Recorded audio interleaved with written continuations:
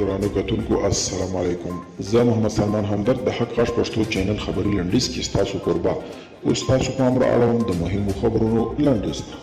په روسیه کې د الکسی ناولني د نیول کېدو په غبرګون کې سخت لاریونونه روان دي. د راپورونو له مخې دم ګړۍ د مسکو په ګډون په ګڼو ښارونو کې زرګونه کسان راوتلي او د الکسی ناولني د خوشي کېدو غوښتنه کوي.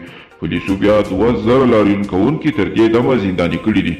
ملا برادر د اندونیزیا د پخواني جمهور رئیس له مرستیال یوسف کالا او مل پلاوي سره کتلي دي. په دې لیدنه کې پر یو بل افغاني خبرو او د دوحې د تړون پر پلي کېدو خبرې شوې او طالبانو په هیواد کې د سولې د ټینګېدو لپاره د اسلامي هیوادونو د مرستو غوښتنه کړې ده. د افغانستان ملکي هوایي چلند اداره وایي چې ټاکل شوې د اریانا او بختر هوایي چلند دولتي شرکتونه د 4 بالو الوتکو وپېري.